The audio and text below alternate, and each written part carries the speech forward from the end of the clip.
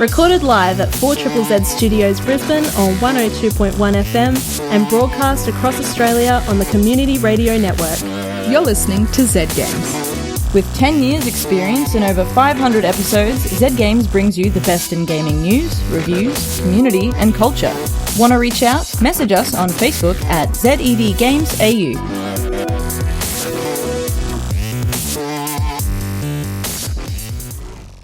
Hi, my name's Evie and I'm here with Rani. Hello. Yeah, Rani, who we got in tonight? We have Say in tonight. We spoke to Say a little while ago, actually. We did. Hello. How you doing? I'm good. How are you guys? Yeah, we're alright. I'm a bit cold in here today. Cold? It is chilly in here. Got my jacket. Yeah, what the...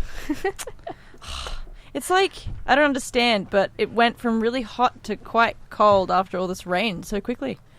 Yes. Yeah, it did. Here we are. I almost always have a jacket in here, though, so... I always have this jacket at work. It's my permanent work jacket.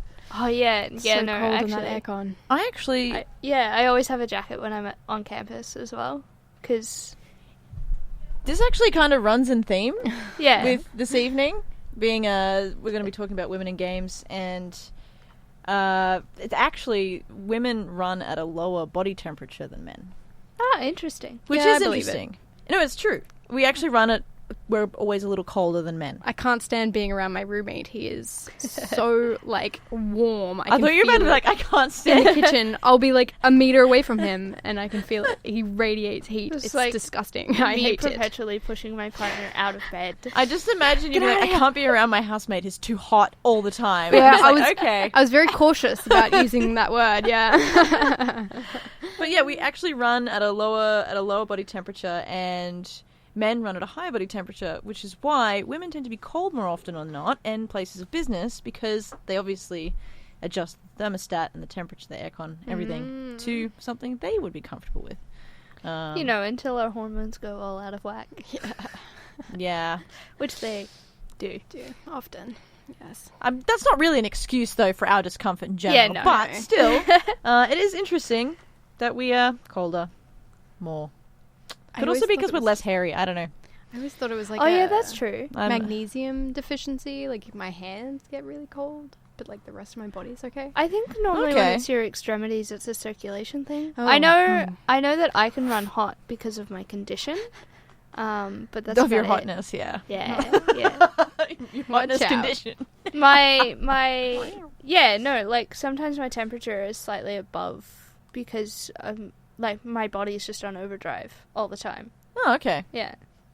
Well, that's how that happens then. Yeah, it's really fun. Except that I'm cold to the touch. So I'm just sort of Emotionally, sitting or- there and I'm I'm so cold, and then it's but you're quite warm actually. And you're okay. Yeah. Fever. Yes, perpetual fever. Fever all through. No, I won't start singing. It's fine.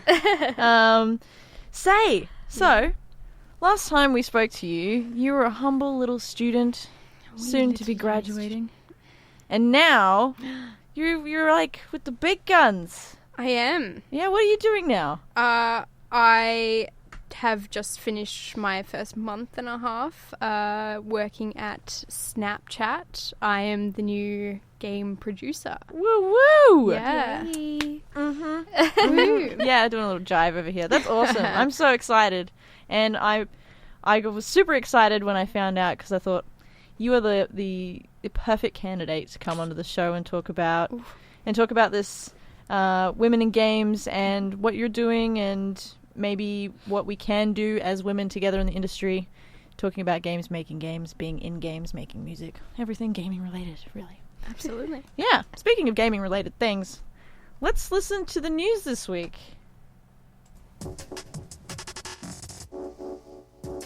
This week in gaming news, game publishers are leaving Nvidia's GeForce Now streaming platform in droves. After its official launch last month, game publishers want nothing to do with the service. Epic Games CEO Tim Sweeney is still defending the platform, saying Epic is wholeheartedly supporting Nvidia's GeForce Now service with Fortnite and with Epic Games Store titles, and will be improving that integration over time.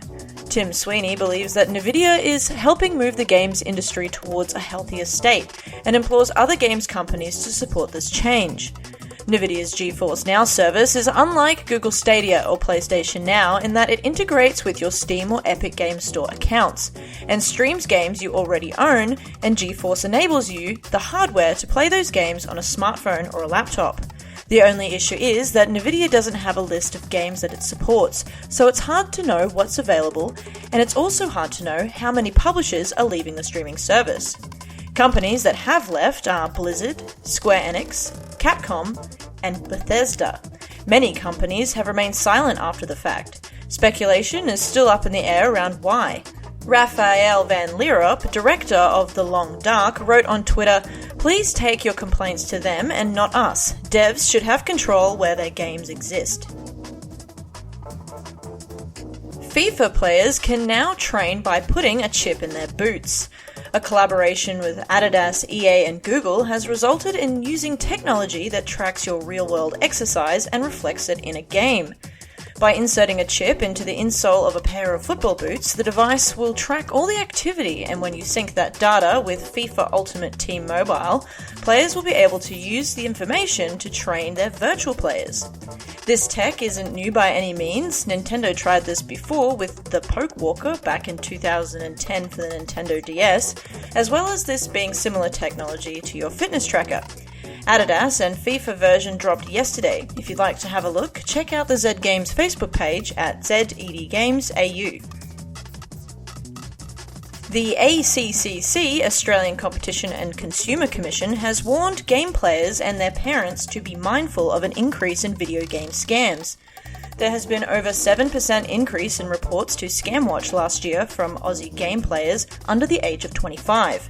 Players and the parents of underage players should be cautious about fake online stores or scammers, as well as some that specifically target children. Some of the games to be mindful of are Fortnite, League of Legends, and Counter-Strike. League of Legends has created an animated video about account security, which will be posted on the Zed Games Facebook page. Make sure to keep an eye on the younger players as to not be fooled. That's all this week in gaming news. Don't be fooled. Being fooled by scammers. I'm not It's a not fool. great. Are you a fool, Ronnie? I'm not a fool. What about you say? I don't really play games at the moment, so they can't trick me. She'd be like, well, I'm here, aren't I? That would be like the perfect answer. They can't get me. Yeah, scams. Increasing, apparently. Well, not apparently. There's actually statistics. Wow. Okay. I love statistics. I feel, yeah. You're I hate you're statistics. Is your I fact honestly checking? Have you appropriate fact checking, Evie? Fake news. It's not. We would never All use news. fake news. On- What is it? AOE vibes? AOE Is vibes? that, the politician in America? That's No, a I don't thing? know. No, I don't know. What? I don't follow politics in the States. You didn't get say. that reference. No. Hey, Cap. Because you got to check your facts, say. them You need to facts. make sure that we're aware of these puns before you deliver them. Okay. Sorry, it's my fault. There is a video that I've posted on the Zed Games Facebook page, which is a little animation from League of Legends that will, if any parents out there that are listening that are concerned about their kids getting scammed, since there is an increase, pop over to the Zed Games Facebook page to watch that and take a look. You can watch that with your kid. Totally cool. Obviously, I think a lot of the concern for parents there would be that the credit card or whatever saved details on the League of Legends account or your Nintendo Play Store or whatever to eShop. It will be yours, so make sure you educate your kids on what is a scam and what's it look like. Because the reality is you cannot be watching them every moment of every day as much as you'd like to think you can. It's not possible. I'm struggling to wrap my head around the parents trusting their kids enough to just save their credit card on that. Because my parents would have never done that. My parents never did. Anything I wanted to my mum's still card play and games disappeared. with Just so you see it. That's just the way I still games are now. Yeah. Well, So some much of them in-app need purchasing, in-game well, subscriptions, right? Subscriptions. So you need a permanent card there, or you take it off after you subscribe every time and then resubscribe. Think about it, like the Xbox Live, Like I remember having Mum's yeah. card on it, but I never used it because like, my mum paid for respected my years of parents. Xbox Live. But Right. just I'm still a bit like that. Mum like lets me have her card to put petrol in my car sometimes, and then Very she's cautious. like, I'll always ask, and she's like, "You have my card. Why didn't you just do it?" And I'm like, "Because I wasn't gonna just take your money without Because asking you're you." retired. No, I'm kidding. No, but yeah, I never had subscriptions like that until it was my own card that I could Times put up for changing. risk because my parents were like, no. Mm. But Huh. I think they did it for my brother once or twice. Yeah, I'm an only child, so yeah, I was super spoiled. So. Ah, fair. Oh. Anyway, another news. Yeah, so GeForce Now, NVIDIA's GeForce Now streaming platform. A lot of big names are leaving. Blizzard, Square Enix, Capcom, Bethesda, they're all like, nah, we're out. Which is kind of sad. Like, I have mixed feelings about it. I feel for the developers because I feel like they should have a right to say how their content is streamed and accessed and so on. Yep. That's their right. Mm-hmm. But I also feel like the technology in of it itself is fantastic, and if it's working, that's amazing. We don't need, like, that changes the whole realm of what hardware is for the gaming world, especially when it comes to consoles. Consoles wouldn't exist anymore. Yeah. Gamingware would cease to exist. Therefore, the money that you could spend on how many games you could buy would substantially increase. So yeah, I'm just mixed feelings about how NVIDIA are being treated in terms of everyone leaving. I don't really have any experience on the matter at hand, so I can't Cool. say Yeah. too No. much. Yeah, no, it's definitely interesting, but I'm still trying to figure out what's going on. Well, you know what cloud streaming. Yeah. Yeah. I It's think that. in my head I know what's going on, but I just am trying it because I haven't sort of. Just more deals with Twitch, right? Yeah, I guess Twitch so. is just going to benefit from it, I guess. Yeah. Twitch always seemed to benefit somehow in the end anyway. Well, because Amazon always benefits. That's what I mean. Oh, gosh. They're everywhere. They're watching us. Oh, yeah. It's like, you know, I was thinking about it the other day, and it's like, oh, but what company owns this particular book site? And it's like, oh, it's Amazon. Yeah, it's always Amazon. You know, Amazon owns Goodreads. Amazon own Everything. a lot of things. Yep.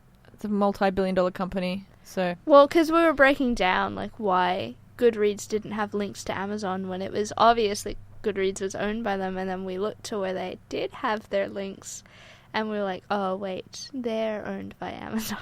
So it was like, wow. it didn't matter that it wasn't linking directly to the Amazon store, because they were still going to get usually money when I anyway. try to buy board games, I try to buy online or just because it's cheaper than going down to like a store, right?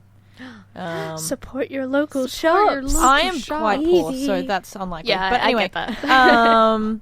but I purchased Codenames Yes. because I It's an really amazing game. yeah, I've played it with like some friends who are like board game fanatics, and I was like, I've got to get this. And every time I go to buy things online, aside from maybe random stuff on eBay occasionally, Amazon always have the cheapest price Yeah, how because they they get can you. afford to undercut themselves. Yeah. and underpay their staff. It's Yep. amazing. So and then There's I'm a like, whole I'm feeding episode the of it. monster, but I'm also in a position where I can't not feed the monster. It's like a catch-22. You really can. It's a trap. It's a trap. I mean, I Well- can't afford to not buy a game. I mean, Yeah. that's the world I That's live in. the- But I'm just saying, That's your I will work look around for a here. bargain Just don't buy it. if I can. I haven't ever bought anything off Amazon because everything I seem to like want can't be delivered to Australia. Yeah, that's my So I issue. just like, is oh, was okay, I guess I'm not getting it from Amazon. Yeah. Just- Does yeah. not ship to Australia. Yeah. Like, I had a couple of friends that were like, they bought literally the camera that I wanted off of Amazon. At one point, there was an issue where it was like $120 or something. It just, there was a glitch. But they bought like an entire camera kit off of Amazon for like basically the price of the body of the camera, the model below it. And I Wow. was like, oh, heck yeah. Even if I have to do the conversion to American, it's still Yeah. cheaper. And then it's like, doesn't ship to Australia. And I was like, fine then. Well, that's the world we live in. Australia, that's the world I'm talking about. The tiny little island. We don't exist. Yeah, we're all paid actors. Haven't you heard that? Anyway, we are now talking to Say. Hello. Yes. Hi, that's me. She's whispering. I'm sorry. So sultry. Say is our special guest this evening. She's a games producer at Snapchat and a dear friend of mine, and it's lovely to see her.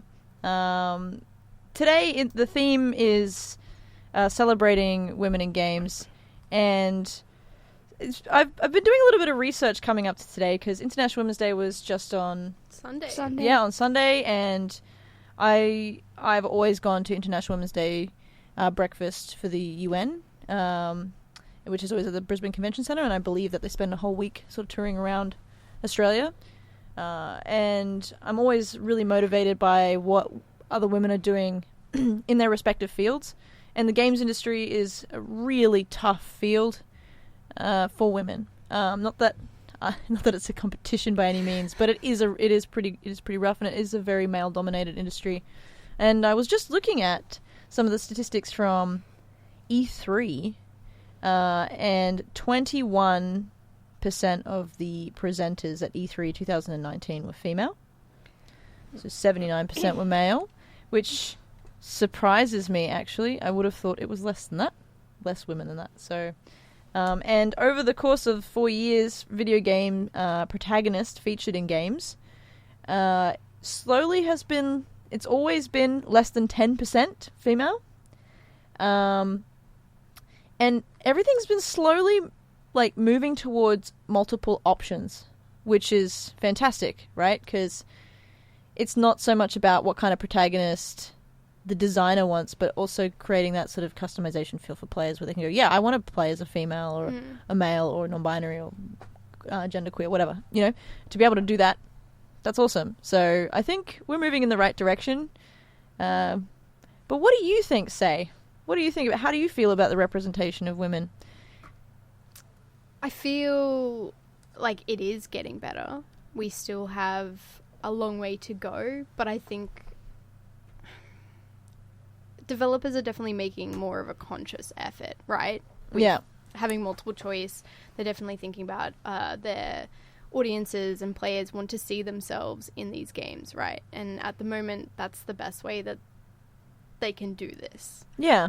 But I think once we start hiring more women, once we start getting more people involved in the process of making games, we'll be able to represent them better, right? And tell their stories better. And it's just going to be a slow, long process, but it will happen for sure. I mean, it is sort of happening to a certain extent. Yeah. I mean, looking at some of the statistics from E3, and also some of the, a lot of the games that come out, they seem to be really conscious of a lot of different things, and not just women's issues, but also LGBTIQ+ issues, and ethnic issues as well too. Sort of having representation across the board, which is great.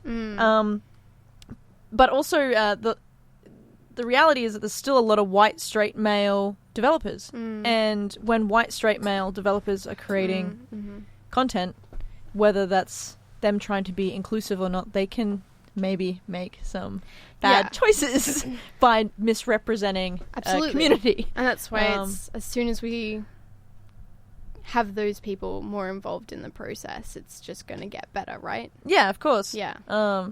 And that's why you're doing what you're doing now, which is fantastic. Yeah. You're a statistic. Oh my god. Woohoo, I love being a statistic. Yeah, right? But how does it feel to be part of, to be leading a team now as opposed to being a student not even that many months ago? I mean, yeah, it's a dream come true. This is my dream job. This is everything I've wanted to do with my life. Yeah, I don't know. It's pretty crazy. I'm still pinching myself. Oh, that's cool. But hey, it happened. I'm a woman, and I'm, a producer in a very awesome game studio. It happens. That's crazy. Yeah. That's like a surreal experience. Oh, it's very, very crazy. I mean, especially with all the medical quarantine and like everyone's sort of staying out at the moment with COVID-19 and all. But hey, that's another topic entirely. But we're doing what we can. We are, and so women are doing what we can. Mm-hmm. But what do you think, say, about some of the barriers for women to overcome with industry? What are the things that you think are the hardest to get by? I think currently it's just knowing people. It's knowing women in the games industry, right? Yeah. Like, for me, starting out, I didn't know any women in the industry. I didn't know it was possible. I didn't know if I could do it. But then I tried. And I got to know more women. And I got to know the people that make games. And I found out that women make games too. And I reached out to the local women that make games and met them and spoke to them about their stories and how they got to where they are today. And that, like, helped me so much, like, believe in myself.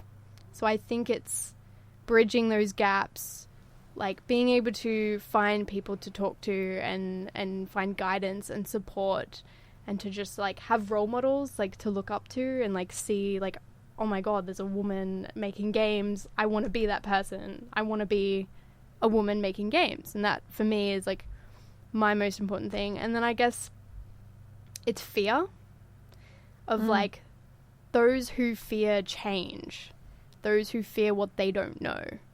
And then there's fear of, I don't know if I can do this type of thing. And it's breaking through that. Break down that fear. Like, you can do it. Yeah. There's nothing stopping you. If there is someone stopping you, stomp them down and go for your dreams, babe, because you can do it. And I think really, like, it's time, if there is someone that is stopping you, hold them accountable. And everyone around them hold them accountable. Like, it's not okay anymore, and everyone can do what they want. Yeah. Do you feel like that you found sort of like a community within the local dev scene with women? Yeah. Absolutely. Just start a group. Is there groups? There is. There is a group. Yeah. So every month there is a Women in Games lunch that is held at Netherworld. My awesome link for this. Where are we? My awesome friend Ren Breyer, who is a local game dev. Unpacking, she hosts right? it. Yeah, she is making Unpacking. What a game. Yeah, that it is game. A very, very good game. Hey. Yeah, she hosts a lunch. Oh, fantastic. It's like every month or every second month or so. Mm-hmm. And yeah, a group of women come together from all, levels, and like students, people who are just interested. Then you have your veteran game developers, and yeah, it's a chance for us to talk and get to know each other and find out like, our stories and ask questions and eat good food. And get advice, which is the big thing. Do you think that it's easier to network with other women than it is with men in the industry, or? I'm a talker, so I haven't personally had that issue because I can just talk someone's ear off. Yeah, I can relate to that. But I guess, like, my biggest, barrier that I have ever faced is, like, just being acknowledged and being heard by other developers, male developers. So it's, like, taking up space and being heard and being loud and, not taking no for an answer. So, do you think it's unfortunate, or do you think that it's women that need to change to be louder, or the way things are needs to change so that everyone can be heard in a different way? I wouldn't say it's the way things are. I would say it's the way people are. Right. I would say like have to be loud, and it's not just men. Like, there are females that I have encountered that like have had walls up and don't want to bring you in and are rude or like brush you off and are cold, and they're like, nope, don't have time for you. It happens everywhere and with everyone, right? There's discrimination everywhere. And it's more or less, if there's an asshole in the room, make it be heard. Like, say, no, look, you're making me feel uncomfortable. Like, I have a right to be here. I have a right to pursue this career. And if you're going to get in my way, screw you. Move, like, go through them. Knock them down. Get them out of the way. Because the games industry, we don't want those people here. What would you say to, I mean, you and I as we both know because we hang out a lot, and is we're tough, right? Yeah. Like I would think of us as We're a group of confident. people as we're tough people. We know what we want, and We'll beat you up. kind of. But I think there's People that aren't there so much. there Yeah, aren't so much, absolutely. and that's obviously a lot more challenging Yeah. for them. And what I don't know, what would you say? Like, because it can be But scary yeah, to absolutely. challenge those sorts of things. Yeah. And like for an example, I've worked for a big company for a long time, Mm-hmm. and I was experiencing some things that I knew that for me to get through this, I would have to go speak to my manager, Yeah. right? Yep. And I'd have to go to my superiors It can be scary. and so on. But I also was acutely aware that what if I come forward about this and I lose my job? Yeah. Or this doesn't get resolved, Yeah, or absolutely. the reprimanding isn't the same as what Yep. it should be. So, you know, there's fear for your own safety, Absolutely. and especially if you have your dream job. You know, imagine if you got your dream job and then something like that happens. It's not just, oh, this is what's right. Yeah. This is also, but I've worked my entire life for this. Exactly. So, yeah. what do you think? What do you think you would say to those women who are looking for some courage in the games industry? Reach out. Talk to me. Yeah. Like, I want to help. You know, there are people here that want to help and make this, you know, your journey easier as best as we can. Yeah. If you do find that you are scared or don't know, reach out and someone can help you and give you guidance. If you work in a job where you are afraid to talk to someone higher up, then reach out to your friends and your peers or people in the industry already and ask what they did. That's exactly what I did when I was like, okay, I'm going for multiple job interviews. How do I bring up my illness? Like, do I hide it? Do I tell them straight up? And so I reached out to my mentor and was like, what do I do? I'm scared. And I just spoke about it with them openly and found That's out what to I do. did. Yeah, absolutely. And it didn't backfire at all. It's actually, they appreciated my transparency and they asked me what I needed to be able to do my job. And if you do go to an interview or you do work in a company where they are going to treat you badly, you don't want to work there. Yeah. They aren't the only option for you. There are many, many, many places that will treat you better. Yeah. That's amazing. That's Yeah. awesome advice. I have That's one of the things. I think I was never planning on coming into the games industry, and then I kind of met Jack, and now all of a sudden, here I am. And I did have to sort of... 'cause I am quite a shy person. Like, you guys know me in this sort of setting where there aren't a lot of people around, so I can kind of... There are, we just can't see them. I can kind of be, like, out there and talk, and, Yeah, and yeah. I'm comfortable with you guys. But going along to those things was really, really difficult for me. Yeah. And talking to those people was really, really difficult for me. Especially when I'd rock up and I'd be the only girl there. And all it would take is someone would introduce you to the right person. Is that you... Like, that's all you needed. And I met, you know...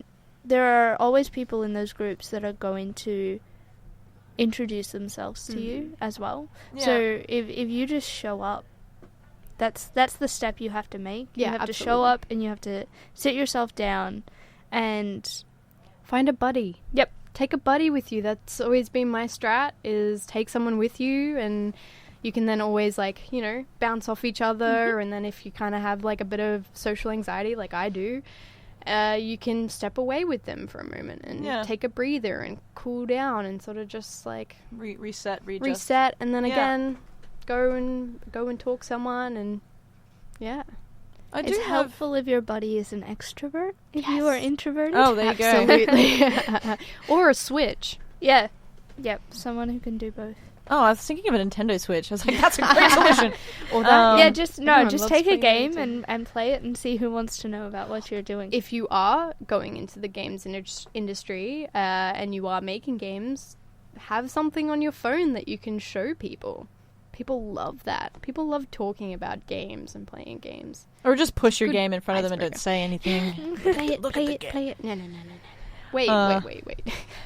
Well, thank you so much, Say, for sharing that with with us. I really appreciate it. That's all right.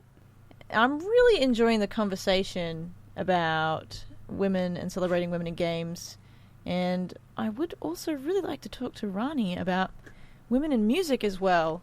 And there's a lot of similarities between the two worlds. I mean, they're both creative mediums. Both male-dominated. Both male-dominated and dying for some good creative women to get involved in these industries. If you're feeling the creative bones, you're feeling it inside of you, go out there and express yourself with the arts, because I personally am quite biased to games.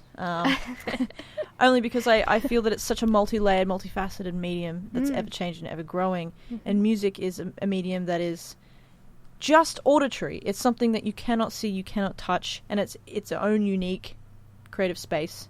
Yep. And games is, interactive art? It's such a broad spectrum of what a game is. There's so much. And usually a game, or most cases, involve sound or music. So there's a collaboration that goes on between gaming world and music, which I love. It would be very creepy to play a game that had no sound effects.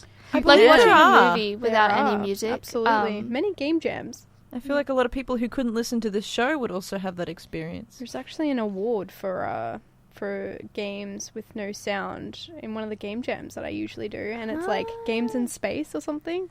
Oh, wow. Oh, yeah. Because there's no sound. There wouldn't be any sound. It's pretty cool. That makes sense. Well, like, the movie Birds doesn't have a soundtrack, and that's what makes it so much Or A Quiet Place. You see A Quiet Place too? Yeah. Haven't yet. I remember one of my lecturers at uni actually using that movie as an example for how you can design and lead people to see things without saying a word. So sound is quite important, but you should also be mindful that you can actually direct people to a goal without using it, which I thought was very fascinating during my game design time. What about you, Rani? What do you think how the representation of women in music is? How are you feeling about that? It's interesting. It's interesting because within music you have so many different subcategories, being that you have genres and just different sort of areas of music. So you'll have genres that are very female. Pop is one of those genres where you can get quite a few females coming through. But I spend both vocally or as well as in terms of production, do you think? Cause more so vocally. When it comes to production, in my experience, I haven't met too many female producers, actually. And I haven't had the honor of working with any, but I would love to. Yeah. But I sort of, in the realm of the local scene, particularly in Brisbane, spend a lot of time in the the progressive scene, progressive metal, progressive rock, and that is well regarded as a very, very male section of the music industry. Is it because it's sort of, in quotations, aggressive? And it's not aggressive. It's that, in quotations, that it is... Sometimes in prog you get this idea of elitism. Like, you get it in metal, you get it in music regardless. You'll have this in men too. This idea of elitism. Prog is that sort of experimental side of metal and rock that pushes the boundaries in lots of ways. Right, okay. And so it can be really hard on the ears or really lovely on the ears. Yeah. Is that what you're saying? Yeah, something like that. Like, I mean, I really like it because it's the kind of prog that I'm into is quite lovely on the ears. Okay. But, you know, that's also my subjective point of view. Like, that's my personal opinion. But that being said, in the prog sort of realm, I work mostly with men. Okay. And the females that I encounter, I'm thinking off the top of my head, and I think that I can potentially count them on my fingers, how many I've sort of come across as people in the music industry, rather than fans. Because there will, of course, be female fans of progressive metal and rock, but it's still, like, heavily male dominated. Right. Yeah. Yeah. Ugh. Got so much work to do, ladies. Don't we? Yes. Climbing and glass breaking and potentially punching. No punching. Take it back. We don't condone violence. No, we don't. And it doesn't solve anything. So you just end up with a sore hand and the same problem, really. Yes. I do want to know, though, who in the industry, for both of you, actually, it's a question for both of you. Rani, I'll start with you. Yeah. Who in the music industry do you feel most inspired by? Like, there are some amazing women in the industry that I am inspired by, and I will give you a few now. okay. Of the women that I've sort of spent time with over the past year or so, Alethea Beatson, she works over with Digi Youth Arts, so she works with Indigenous artists, and she coordinated the First Nations program at Big Sound last year. Oh, cool. She That's is amazing. a force to be reckoned with. Love that. And every single time I see something about her pop up in my social media or anything like that, or I see a message from her, my entire body just shakes with excitement, because everything she does is paving the way, not only for women, but for our Indigenous artists, and that is something that is very important to me. So that was, she's very important, and she's someone who has helped me meet this next person, which is Leanne D'Souza, and she works over at Nightlife. Leanne has had a hand in the Queensland and the Australian music industry for many, many, many years, and she is someone that I can go to with questions, and she's always happy to offer advice. When I was first sort of approached about taking over the journal that I'm, potentially still thinking about doing, she was the first person I messaged. She was the first person I was like, hey, how would I do this? What would I need to do? Should I do it? Those sorts of things. And we sat down and we chatted about it, and it's not an easy decision to make. Yeah. Either way. And then somebody else that I sort of really look up to is Tiana Speeder she does the Soundcheck podcast, and she does interviews with Australian artists in the music scene. Mm-hmm. And she she's sounds done familiar, it all actually, to me. on her own. Yeah, that's amazing. And she is absolutely spectacular. She's taught herself how to do podcasting and the editing, and she's in a position where she has people to ask and call on, but she's just carved this own path for herself, and it is amazing. That's crazy. There's amazing women in that industry, and I'm glad that you're inspired by them. What about you, Say? I'm running out of time, but that's all right. If you can rattle off who you're inspired by. I have a few women in the games industry that really have inspired me from early on in my career. Lacey Kay, who is the lead producer at League of Geeks and co-founder of Girl Geek Academy. Yeah, I know that one. Nice. She is awesome. I have been to many of her talks. They are very great. You can probably find them online. The next is Kim Allum, who is the producer at Defiant. She blows me away every day. I love her. Powerful woman, confident, doesn't take no for an answer. Fantastic. And then my mentor, Megan Summers, who is the producer and co-CEO of Screwtape Studios. Oh, fantastic. She's incredible. Look at you staying local. Just love them so much. Making me cry. Aww. Well, shout out to all of them from us here at Zed Games tonight. Thank you guys for coming in and sharing some of your thoughts and celebrating Anytime. women in games and women in music as well, as it turns out. So it's been a fantastic night. And from all of us here at Zed Games, bye. Bye-bye. Thanks for listening to Zed Games. If you'd like to listen to more, check out our podcast on Spotify or follow us on social media at ZED Games AU. See you next time.